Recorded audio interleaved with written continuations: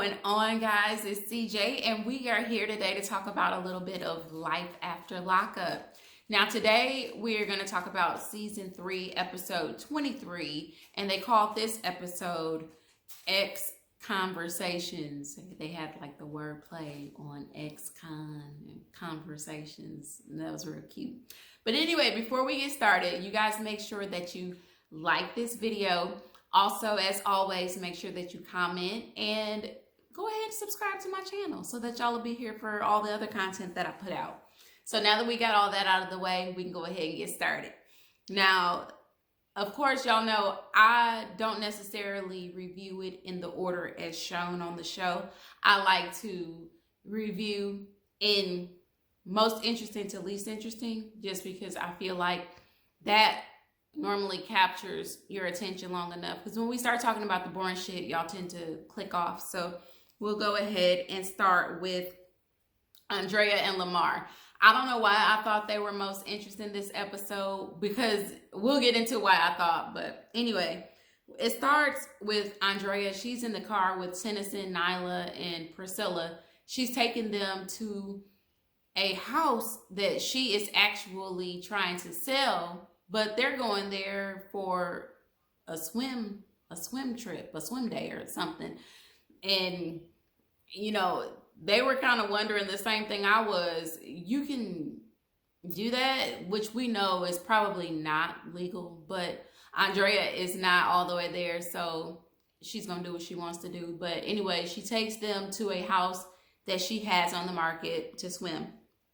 And while they're there, you know, they're in the pool kind of chopping it up, and Andrea is still on this Tennyson and the mission trip. So she tells him that she wants them to do a mission as a family, and they're going to go to Ghana because she hasn't seen her family. And we learned back in season 1 that Andrea her parents were from Ghana, which is so wild to me how she became a Mormon, but she did. And so everybody's kind of excited, and, you know, they're still the kids are wondering, you know, how is Lamar gonna do in Ghana? And Priscilla out of nowhere, which again, and I'm thinking like production is probably feeding her like little stuff to do, because Priscilla is always the one spilling the damn beans about Shantae. So Priscilla asks, well, is Shantae gonna go? Because Shantae is my sister and she is family, and she should go on the family trip also. And this immediately turns Andrea off. Andrea is like, how do you know about her? Who told her about Shantae? You know, I mean, she got like real hood, like real quick. She was like, you know, who told her about Shantae? And so Tennyson and Nyla now are kind of like, well, damn, you know, she told us about it, so we knew.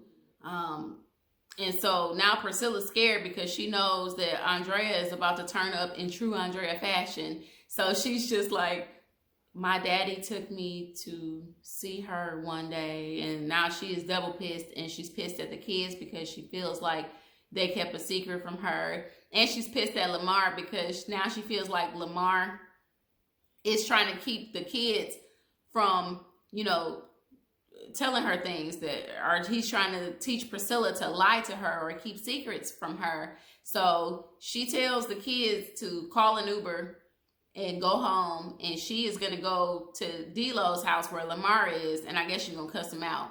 So she gets there, and the minute she gets there, I mean, she is absolutely turned. She is like outside, like cussing and yelling and like trying to fight at him and stuff. And we know Lamar is fresh enough out of jail, and he even says, you know, I can't go here with her because I'm not trying to catch another case. And we all know Lamar, he is about that life, but we also know he's not trying to go back to jail. So he is just trying to keep this crazy woman off of him.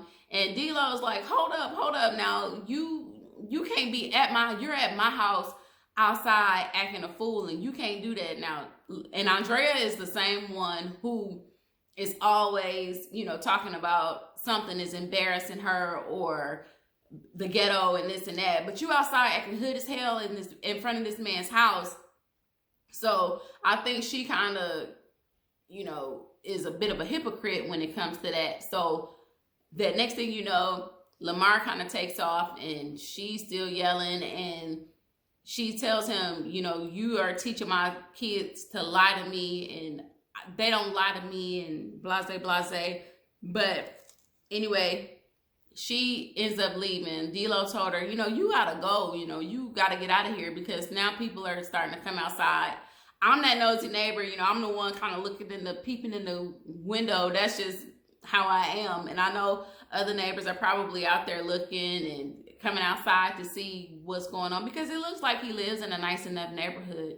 I don't really know how the Cali streets look, but to me, it seemed like a nice enough neighborhood. And so, you know, Lamar is still pissed off that she kind of rolled down on him and was acting the way she was acting, but he lets her leave, tells her to get her ass out of there. And I think he probably needs to calm down before he goes home to discuss whatever they're going to discuss. And so I gave second place to Quaylon and Chevelle. Now, Quaylon, we see him working in the barbershop. He's, you know, sweeping, and they're joking around. And Quaylon is still sticking to this story of him and Miss Chi-Town. He's saying that nothing ever happened between them.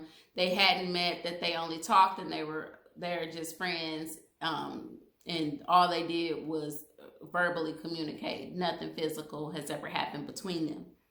So we see Shavel, and she admits that her family was right about Quaylon, that, you know, she should not have put all of her eggs in one basket. And now, you know, she's kind of with her tail tucked between her legs because they were right and she got played.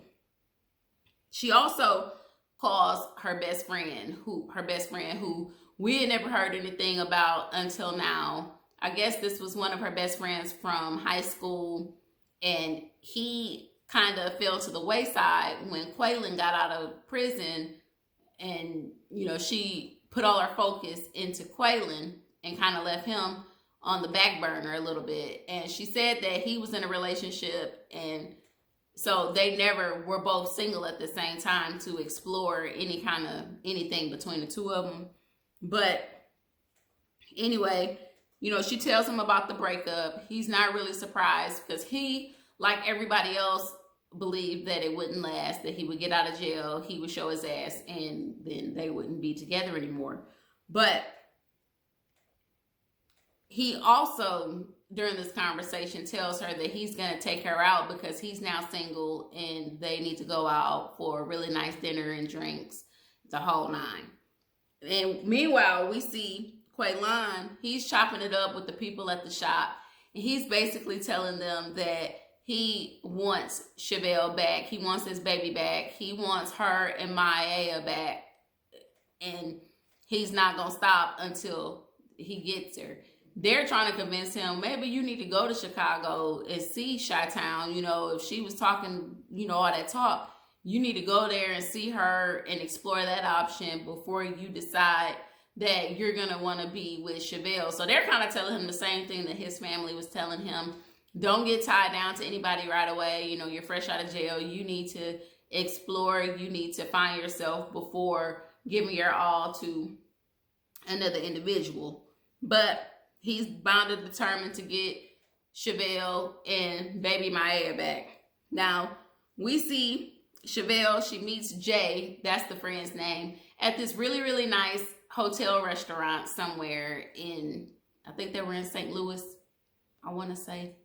But anyway, they're there and it looks really, really nice. She orders some steak and they kind of talk and they're feeding each other with this big ass spoon. It looked like the serving spoon almost. It was like really big, and like she's feeding him, he's feeding her. They showing out, and they decide that, you know, they're gonna have another date. They want to go on a second date, and she's at this point saying, okay, yeah, I got played by Quaylon, you know, I want to see what else is out there now. And Jay is kind of looking like an option that she wants to explore at this point. And she tells him, yeah, I'm single. So she's telling him that, but in the back of her mind, like in confession, she's still saying that she's not completely over Quaylon just yet. So we already know how that's gonna go, but we'll just have to wait and see. And in third place, I gave that to Shawn and Destiny. Now, it's the middle of the night. Shawn is in bed, knocked out. He gets a phone call from Destiny. Destiny basically tells him, hey, I know you've been blowing me up, but just know I'm good, I'm fine. You can stop calling me and texting me like that. I'm okay. So he wants to know about the pregnancy test that he saw in the trash can. She tells him, I'm not pregnant. Then, you know, he tells her he still loves her and all this other stuff. And she tells him that I care for you. Those were her words to him. She didn't say I love you too, or I love you, you know. No, it was I care for you, Shawn. Give me some money. That was pretty much, she just called for the money, and you can tell.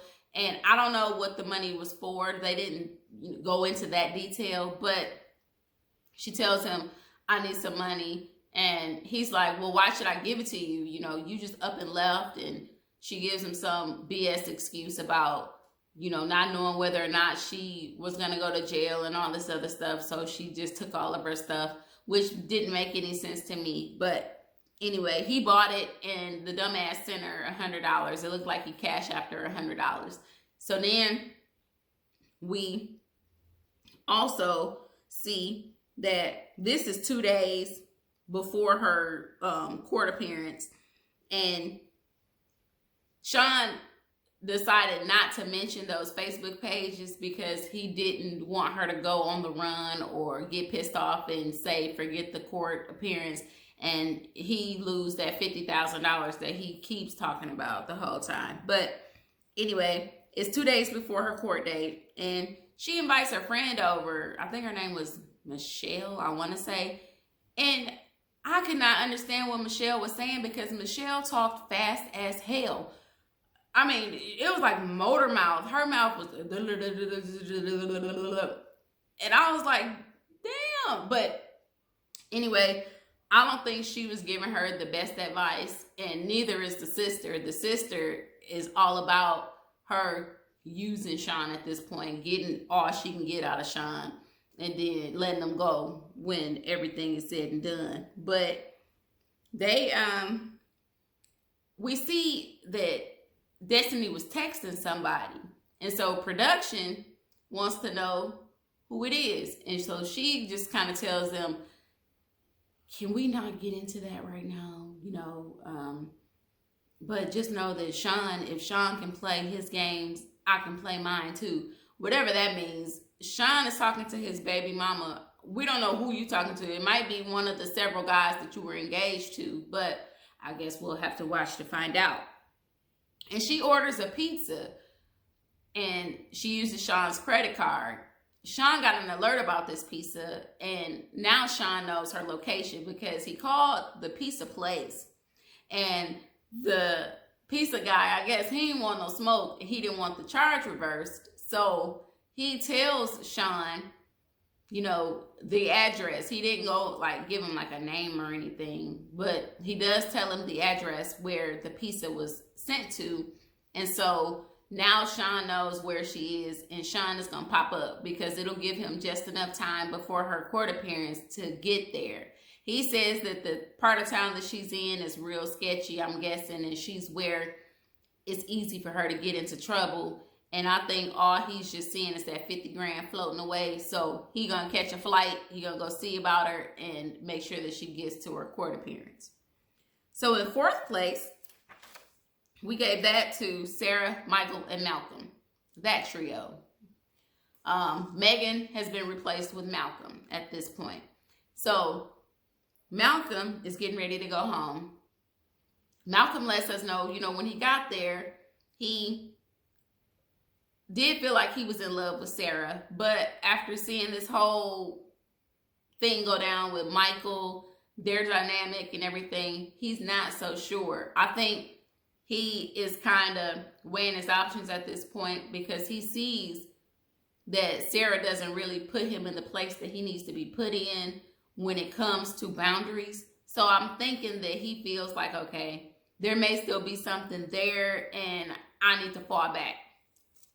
And it looks like that's exactly what he's doing, because he tells her in one breath that, you know, he cares about her a lot and he wants to see where it's going, but at the same time, he wants to kind of fall back a little bit and to give her the opportunity to make sure that this is what she really wants. And Sarah didn't really comprehend that that was kind of him telling her that he's not going to be around for much longer because he doesn't really appreciate what's going on between them. They probably need to work that out. And a new guy coming in probably couldn't expect much more from a woman that's still married. So I'm guessing he's doing the right thing by falling back. He seems like a good enough dude, but I don't think he's ready for what Michael and Sarah bring, you know, as parents to Aviana and the other baby. I don't know the other baby name, I'm sorry.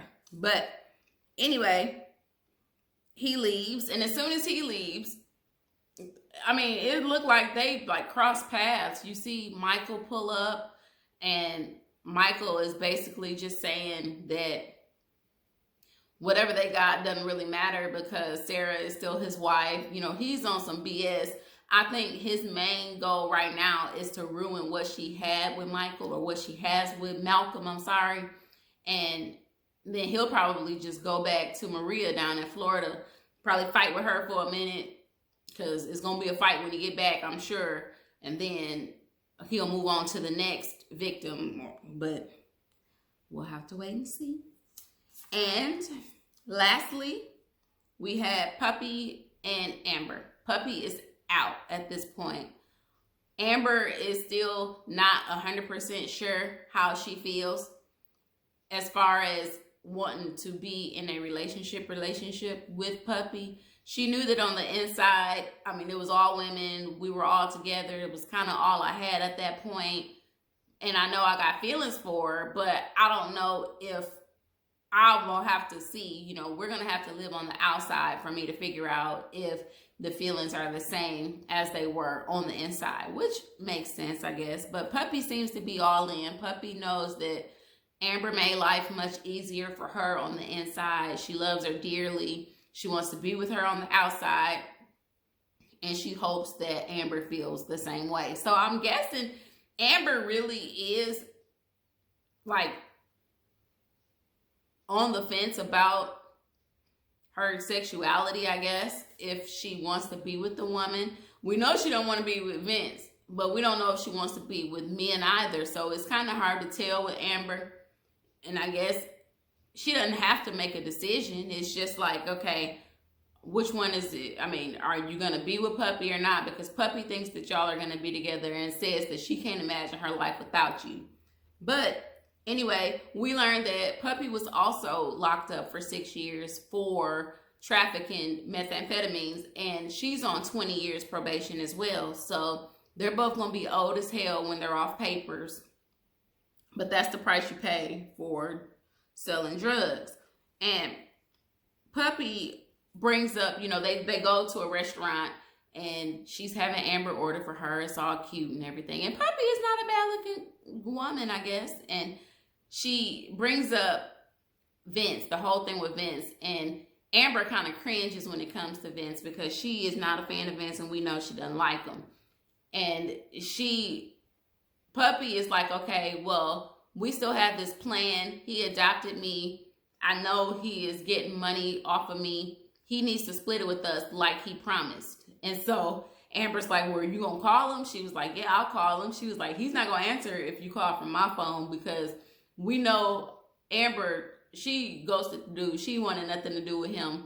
And he was just really weird and awkward. So I don't really blame her. But anyway, they call him and he's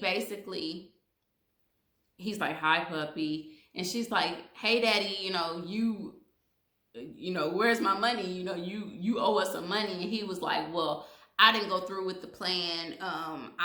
As a matter of fact, you can lawyer up if you want to, because I'm getting out of this. And he makes it sound like he has already started the ball rolling to get out of this adoption, and she ain't having it. She knows Vince is full of shit and she wants her money. And that was pretty much their story. Oh, I didn't mention them, how they used to get drunk in prison with the hand sanitizer. They would cut the gel with salt and would get drunk off of the hand sanitizer, y'all. I don't know how they're still alive, but I guess she said it did a number on your liver, but it got you lit. And that is where we would end this episode. There wasn't a whole lot going on. I mean, it was good enough, as it always is. But if I forgot anything, as always, make sure that you leave it down in the comment box below. And it's not on next week, so we won't have a Life After Lockup review next week. We'll have one the week after next, because next Friday is Christmas. And I thought I would do something a little different with the Christmas tree in the background, make it a little more festive. But anyway, I will see you guys in the next review. Y'all have a fantastic weekend. I'm going to do the same, and I will see you later. Peace.